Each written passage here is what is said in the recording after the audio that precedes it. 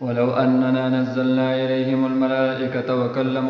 وكلمهم الموتى وحشرنا عليهم كل شيء قبلا ما كانوا ليؤمنوا إلا أن يشاء الله ولكن أكثرهم يجهلون وكذلك جعلنا لكل نبي عدوا شياطين الإنس والجن يوحي بعضهم إلى بعض زخرف القول غرورا ولو شاء ربك ما فعلوه فذرهم وما يفترون ولتصغى إليه أفئدة الذين لا يؤمنون بالآخرة وليرضوه وليقترفوا ما هم مقترفون أفغير الله أبتغي حكما وهو الذي أنزل إليكم الكتاب مفصلا والذين آتيناهم الكتاب يعلمون أنه منزل من ربك بالحق فلا تكونن من الممترين وتمت كلمة ربك صدقا وعدلا لا مبدل لكلماته وهو السميع العليم وإن تطع أكثر من في الأرض يضلوك عن سبيل الله إن يتبعون إلا الظن وإنهم إلا يخرصون إن ربك هو أعلم من يضل عن سبيله وهو أعلم بالمهتدين فكلوا مما ذكر اسم الله عليه إن كنتم بآياته مؤمنين وما لكم ألا تأكلوا مما ذكر اسم الله عليه وقد فصل لكم ما حرم عليكم إلا ما اضطررتم إليه وإن كثيرا ليضلون بأهوائهم بغير علم إن ربك هو أعلم بالمعتدين وذروا ظاهر الإثم وباطنه إن الذين يكسبون الإثم سيجزون بما كانوا يقترفون ولا تأكلوا مما لم يذكر اسم الله عليه وإنه لفسق وإن الشياطين ليوحون إلى أوليائهم ليجادلوكم وإن أطعتموهم إنكم لمشركون أومن كان ميتا فأحييناه وجعلنا له نورا يمشي به في الناس كمن مثله في الظلمات ليس بخارج منها كذلك زين للكافرين ما كانوا يعملون وكذلك جعلنا في كل قرية أكابر مجرميها ليمكروا فيها وما يمكرون إلا بأنفسهم وما يشعرون وإذا جاءتهم آية قالوا لن نؤمن حتى نؤتى مثل ما أوتي رسل الله أعلم حيث يجعل رسالته سيصيب الذين أجرموا صغار عند الله وعذاب شديد بما كانوا يمكرون فمن يرد الله أن يهديه يشرح صدره للإسلام ومن يرد أن يضله يجعل صدره ضيقا حرجا كأنما يصعد في السماء كذلك يجعل الله الرجس على الذين لا يؤمنون وهذا صراط ربك مستقيما قد فصلنا الآيات لقوم يذكرون لهم دار السلام عند ربهم وهو وليهم بما كانوا يعملون ويوم يحشرهم جميعا يا معشر الجن قد استكثرتم من الإنس وقال أولياؤهم من الإنس ربنا استمتع بعضنا ببعض وبلغنا أجلنا الذي أجلت لنا قال النار مثواكم خالدين فيها إلا ما شاء الله إن ربك حكيم عليم وكذلك نولي بعض الظالمين بعضا بما كانوا يكسبون يا معشر الجن والإنس ألم يأتكم رسل منكم يقصون عليكم آياتي وينذرونكم لقاء يومكم هذا قالوا شهدنا على أنفسنا وغرتهم الحياة الدنيا وشهدوا على أنفسهم أنهم كانوا كافرين ذلك أن لم يكن ربك مهلك القرى بظلم وأهلها غافلون ولكل درجات مما عملوا وما ربك بغافل عما يعملون وربك الغني ذو الرحمة إن يشأ يذهبكم ويستخلف من بعدكم ما يشاء كما أنشأكم من ذرية قوم آخرين إنما توعدون لآت وما أنتم بمعجزين قل يا قوم اعملوا على مكانتكم إني عامل فسوف تعلمون من تكون له عاقبة الدار إنه لا يفلح الظالمون وجعلوا لله مما ذرأ من الحرث والأنعام نصيبا فقالوا هذا لله بزعمهم وهذا لشركائنا فما كان لشركائهم فلا يصل إلى الله وما كان لله فهو يصل إلى شركائهم ساء ما يحكمون وكذلك زين لكثير من المشركين قتل أولادهم شركاؤهم ليردوهم وليلبسوا عليهم دينهم ولو شاء الله ما فعلوه فذرهم وما يفترون وقالوا هذه أنعام وحرث حجر لا يطعمها إلا من نشاء بزعمهم، وأنعام حرمت ظهورها، وأنعام لا يذكرون اسم الله عليها افتراء عليه سيجزيهم بما كانوا يفترون. وقالوا ما في بطون هذه الأنعام خالصة لذكورنا ومحرم على أزواجنا، وإن يكن ميتة فهم فيه شركاء سيجزيهم وصفهم إنه حكيم عليم. قد خسر الذين قتلوا أولادهم سفها بغير علم وحرموا ما رزقهم الله افتراء على الله قد ضلوا وما كانوا مهتدين. وهو الذي أنشأ جنات معروشات وغير معروشات والنخل والزرع مختلفا أكله والزيتون والرمان متشابها وغير متشابه، كلوا من ثمره إذا أثمر وآتوا حقه يوم حصاده ولا تسرفوا إنه لا يحب المسرفين. ومن الأنعام حمولة وفرشا، كلوا مما رزقكم الله ولا تتبعوا خطوات الشيطان إنه لكم عدو مبين. 8 أزواج، من الضأن 2 ومن المعز 2، قل آذكرين حرم أم الأنثيين أما اشتملت عليه أرحام الأنثيين، نبئوني بعلم إن كنتم صادقين. ومن الإبل 2 ومن البقر 2، قل آذكرين حرم أم الأنثيين أما اشتملت عليه أرحام الأنثيين أم كنتم شهداء إذ وصاكم الله بهذا، فمن أظلم ممن افترى على الله كذبا ليضل الناس بغير علم إن الله لا يهدي القوم الظالمين. قل لا أجد فيما أوحي إلي محرما على طاعم يطعمه إلا أن يكون ميتة أو دما مسفوحا أو لحم خنزير فإنه رجس أو فسقا أهل لغير الله به، فمن اضطر غير باغ ولا عاد فإن ربك غفور رحيم. وعلى الذين هادوا حرمنا كل ذي ظفر، ومن البقر والغنم حرمنا عليهم شحومهما إلا ما حملت ظهورهما أو الحوايا أو ما اختلط بعظم، ذلك جزيناهم ببغيهم وإنا لصادقون. فإن كذبوك فقل ربكم ذو رحمة واسعة ولا يرد بأسه عن القوم المجرمين. سيقول الذين أشركوا لو شاء الله ما أشركنا ولا آباؤنا ولا حرمنا من شيء كذلك كذب الذين من قبلهم حتى ذاقوا بأسنا. قل هل عندكم من علم فتخرجوه لنا إن تتبعون إلا الظن وإن أنتم إلا تخرصون. قل فلله الحجة البالغة فلو شاء لهداكم أجمعين. قل هلم شهداءكم الذين يشهدون أن الله حرم هذا فإن شهدوا فلا تشهد معهم ولا تتبع أهواء الذين كذبوا بآياتنا والذين لا يؤمنون بالآخرة وهم بربهم يعدلون. قل تعالوا أتل ما حرم ربكم عليكم ألا تشركوا به شيئا وبالوالدين إحسانا ولا تقتلوا أولادكم من إملاق نحن نرزقكم وإياهم ولا تقربوا الفواحش ما ظهر منها وما بطن ولا تقتلوا النفس التي حرم الله إلا بالحق ذلكم وصاكم به لعلكم تعقلون. ولا تقربوا مال اليتيم إلا بالتي هي أحسن حتى يبلغ أشده وأوفوا الكيل والميزان بالقسط لا نكلف نفسا إلا وسعها وإذا قلتم فعدلوا لو كان ذا قربى وبعهد الله أوفوا ذلكم وصاكم به لعلكم تذكرون. وأن هذا صراطي مستقيما فاتبعوه ولا تتبعوا السبل فتفرق بكم عن سبيله ذلكم وصاكم به لعلكم تتقون. ثم آتينا موسى الكتاب تماما على الذي أحسن وتفصيلا لكل شيء وهدى ورحمة لعلهم بلقاء ربهم يؤمنون. وهذا كتاب أنزلناه مبارك فاتبعوه واتقوا لعلكم ترحمون. أن تقولوا إنما أنزل الكتاب على طائفتين من قبلنا وإن كنا عن دراستهم لغافلين أو تقولوا لو أنا أنزل علينا الكتاب لكنا أهدى منهم فقد جاءكم بينة من ربكم وهدى ورحمة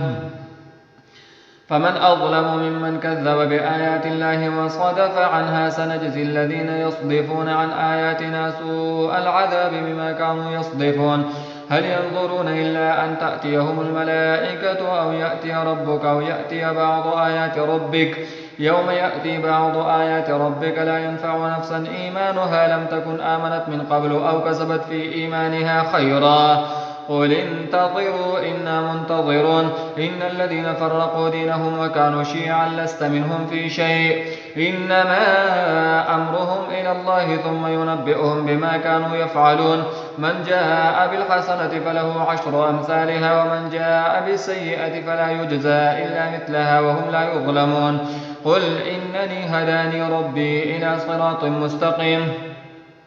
دينا قيما ملة إبراهيم حنيفا وما كان من المشركين قل إن صلاتي ونسكي ومحياي ومماتي لله رب العالمين لا شريك له وبذلك أمرت وأنا أول المسلمين قل أغير الله أبغي ربا وهو رب كل شيء ولا تكسب كل نفس إلا عليها ولا تزر وازرة وزر أخرى ثم إلى ربكم مرجعكم فينبئكم بما كنتم فيه تختلفون وهو الذي جعلكم خلائف الأرض ورفع بعضكم فوق بعض درجات ليبلوكم فيما آتاكم إن ربك سريع العقاب وإنه لغفور رحيم بسم الله الرحمن الرحيم ألف لام ميم صاد كتاب أنزل إليك فلا يكن في صدرك حرج منه لتنذر به وذكرى للمؤمنين اتبعوا ما أنزل إليكم من ربكم ولا تتبعوا من دونه أولياء قليلا ما تذكرون وكم من قرية أهلكناها فجاءها بأسنا بياتا وهم قائلون فما كان دعواهم إذ جاءهم بأسنا إلا أن قالوا إنا كنا ظالمين فلنسألن الذين أرسل إليهم ولنسألن المرسلين فلنقصن عليهم بعلم وما كنا غائبين والوزن يومئذ الحق فمن ثقلت موازينه فأولئك هم المفلحون ومن خفت موازينه فأولئك الذين خسروا أنفسهم بما كانوا بآياتنا يظلمون ولقد مكناكم في الأرض وجعلنا لكم فيها معايش قليلا ما تشكرون ولقد خلقناكم ثم صورناكم ثم قلنا للملائكة اسجدوا لآدم فسجدوا إلا إبليس لم يكن من الساجدين قال ما منعك ألا تسجد إذ أمرتك قال أنا خير منه خلقتني من نار وخلقته من طين قال فاهبط منها فما يكون لك أن تتكبر فيها فاخرج إنك من الصاغرين قال أنظرني إلى يوم يبعثون قال إنك من المنظرين قال فبما أغويتني لأقعدن لهم صراطك المستقيم ثم لآتينهم من بين أيديهم ومن خلفهم وعن أيمانهم وعن شمائلهم ولا تجد أكثرهم شاكرين قال اخرج منها مذءوما مدحورا لمن تبعك منهم لأملأن جهنم منكم أجمعين ويا آدم اسكن أنت وزوجك الجنة فكلا من حيث شئتما ولا تقربا هذه الشجرة فتكونا من الظالمين فوسوس لهما الشيطان ليبدي لهما ما وري عنهما من سوآتهما وقال ما نهاكما ربكما عن هذه الشجرة إلا أن تكونا ملكين أو تكونا من الخالدين وقاسمهما إني لكما لمن الناصحين فدلاهما بغرور فلما ذاقا الشجرة بدت لهما سوآتهما وطفقا يخصفان عليهما من ورق الجنة وناداهما ربهما ألم أنهكما عن تلكما الشجرة وأقل لكما إن الشيطان لكما عدو مبين قالا ربنا ظلمنا أنفسنا وإن لم تغفر لنا وترحمنا لنكونن من الخاسرين قال اهبطوا بعضكم لبعض عدو ولكم في الأرض مستقر ومتاع إلى حين قال فيها تحيون وفيها تموتون ومنها تخرجون يا بني آدم قد أنزلنا عليكم لباسا يواري سوآتكم وريشا ولباس التقوى ذلك خير ذلك من آيات الله لعلهم يذكرون يا بني آدم لا يفتننكم الشيطان كما أخرج أبويكم من الجنة ينزع عنهما لباسهما ليريهما سوآتهما إنه يراكم هو وقبيله من حيث لا ترونهم إنا جعلنا الشياطين أولياء للذين لا يؤمنون وإذا فعلوا فاحشة قالوا وجدنا عليها آباءنا والله أمرنا بها قل إن الله لا يأمر بالفحشاء أتقولون على الله ما لا تعلمون قل أمر ربي بالقسط وأقيموا وجوهكم عند كل مسجد وادعوه مخلصين له الدين كما بدأكم تعودون فريقا هدى وفريقا حق عليهم الضلالة إنهم اتخذوا الشياطين أولياء من دون الله ويحسبون أنهم مهتدون يا بني آدم خذوا زينتكم عند كل مسجد وكلوا واشربوا ولا تسرفوا إنه لا يحب المسرفين قل من حرم زينة الله التي أخرج لعباده والطيبات من الرزق قل هي للذين آمنوا في الحياة الدنيا خالصة يوم القيامة كذلك نفصل الآيات لقوم يعلمون قل إنما حرم ربي الفواحش ما ظهر منها وما بطن والإثم والبغي بغير الحق وأن تشركوا بالله ما لم ينزل به سلطانا وأن تقولوا على الله ما لا تعلمون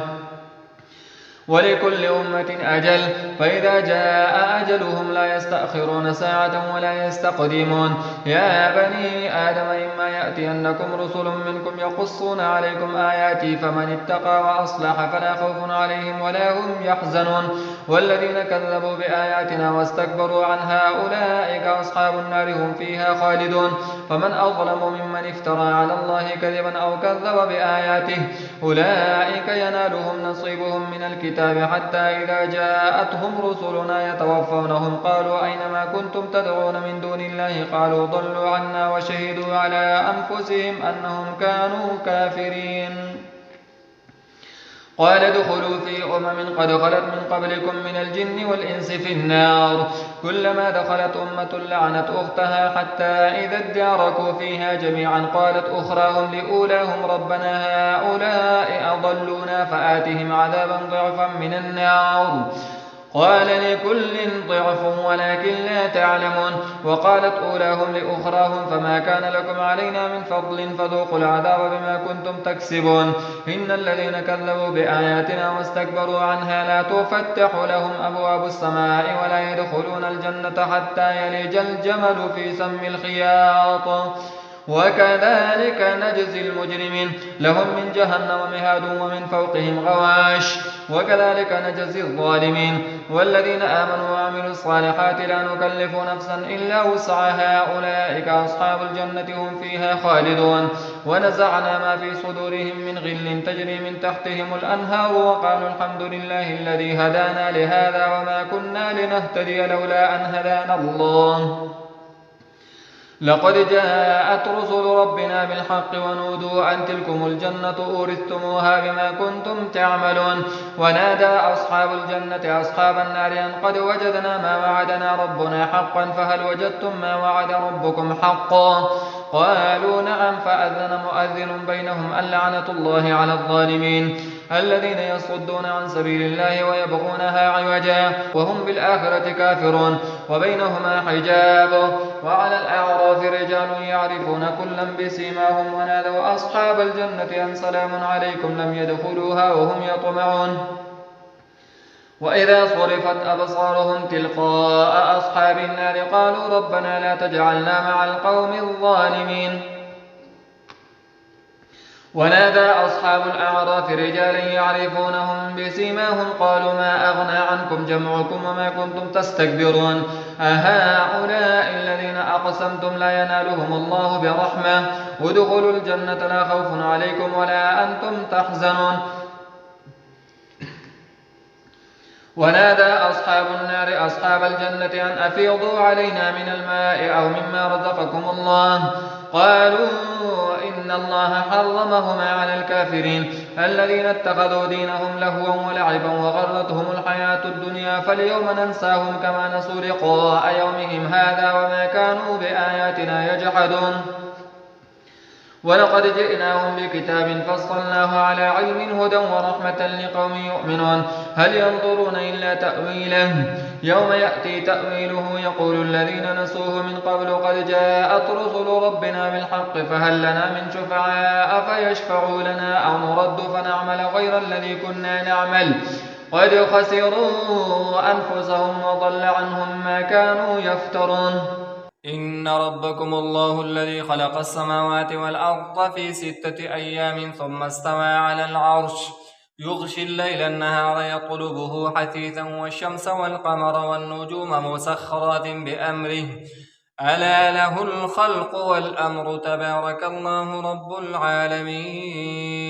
ادعوا ربكم تضرعا وخفية إنه لا يحب المعتدين ولا تفسدوا في الأرض بعد إصلاحها وادعوه خوفا وطمعا إن رحمة الله قريب من المحسنين وهو الذي يرسل الرياح بشرا بين يدي رحمته حتى إذا أقلت سحابا ثقالا سقناه لبلد ميت فأنزلنا به الماء فأخرجنا به من كل الثمرات كذلك نخرج الموتى لعلكم تذكرون والبلد الطيب يخرج نباته بإذن ربه والذي خبث لا يخرج إلا نكدا كذلك نصرف الآيات لقوم يشكرون لقد أرسلنا نوحا إلى قومه فقال يا قوم اعبدوا الله ما لكم من إله غيره إني أخاف عليكم عذاب يوم عظيم قال الملأ من قومه إنا لنراك في ضلال مبين قال يا قوم ليس بي ضلالة ولكني رسول من رب العالمين أبلغكم رسالات ربي وأنصح لكم وأعلم من الله ما لا تعلمون أوعجبتم أن جاءكم ذكر من ربكم على رجل منكم لينذركم ولتتقوا ولعلكم ترحمون فكذبوه فأنجيناه والذين معه في الفلك وأغرقنا الذين كذبوا بآياتنا إنهم كانوا قوما عمين وإلى عاد أخاهم هودا قال يا قوم اعبدوا الله ما لكم من إله غيره أفلا تتقون قال الملأ الذين كفروا من قومه إنا لنراك في سفاهة وإنا لنظنك من الكاذبين قال يا قوم ليس بي سفاهة ولكني رسول من رب العالمين أبلغكم رسالات ربي وأنا لكم ناصح أمين أوعجبتم أن جاءكم ذكر من ربكم على رجل منكم لينذركم واذكروا إذ جعلكم خلفاء من بعد قوم نوح وزادكم في الخلق بسطة فاذكروا آلاء الله لعلكم تفلحون قالوا أجئتنا لنعبد الله وحده ونذر ما كان يعبد آباؤنا فأتنا بما تعدنا إن كنت من الصادقين قال قد وقع عليكم من ربكم رجس وغضب أتجادلونني في أسماء سميتموها أنتم وآباؤكم ما نزل الله بها من سلطان فانتظروا إني معكم من المنتظرين فأنجيناه والذين معه برحمة منا وقطعنا دابر الذين كذبوا بآياتنا وما كانوا مؤمنين وإلى ثمود أخاهم صالحا قال يا قوم اعبدوا الله ما لكم من إله غيره قد جاءتكم بينة من ربكم هذه ناقة الله لكم آية فذروها تأكل في أرض الله ولا تمسوها بسوء فيأخذكم عذاب أليم واذكروا إذ جعلكم خلفاء من بعد عاد وبوأكم في الأرض تتخذون من سهولها قصورا وتنحتون الجبال بيوتا فاذكروا آلاء الله ولا تعثوا في الأرض مفسدين قال الملأ الذين استكبروا من قومه للذين استضعفوا لمن آمن منهم أتعلمون أن صالحا مرسل من ربه قالوا إنا بما أرسل به مؤمنون قال الذين استكبروا إنا بالذي آمنتم به كافرون فعقروا الناقة وعتوا عن أمر ربهم وقالوا يا صالح ائتنا بما تعدنا إن كنت من المرسلين فأخذتهم الرجفة فأصبحوا في دارهم جاثمين فتولى عنهم وقال يا قوم لقد أبلغتكم رسالة ربي ونصحت لكم ولكن لا تحبون الناصحين ولوطا إذ قال لقومه أتأتون الفاحشة ما سبقكم بها من أحد من العالمين إنكم لتأتون الرجال شهوة من دون النساء بل أنتم قوم مسرفون وما كان جواب قومه إلا أن قالوا أخرجوهم من قريتكم إنهم أناس يتطهرون فأنجيناه وأهله إلا امرأته كانت من الغابرين وأمطرنا عليهم مطرا فانظر كيف كان عاقبة المجرمين وإلى مدين أخاهم شعيبا قال يا قوم اعبدوا الله ما لكم من إله غيره قد جاءتكم بينة من ربكم فأوفوا الكيل والميزان ولا تبخسوا الناس أشياءهم ولا تفسدوا في الأرض بعد إصلاحها ذلكم خير لكم إن كنتم مؤمنين ولا تقعدوا بكل صراط توعدون وتصدون عن سبيل الله من آمن به وتبغونها عوجا واذكروا إذ كنتم قليلا فكثركم وانظروا كيف كان عاقبة المفسدين وإن كان طائفة منكم آمنوا بالذي أرسلت به وطائفة لم يؤمنوا فاصبروا حتى يحكم الله بيننا وهو خير الحاكمين.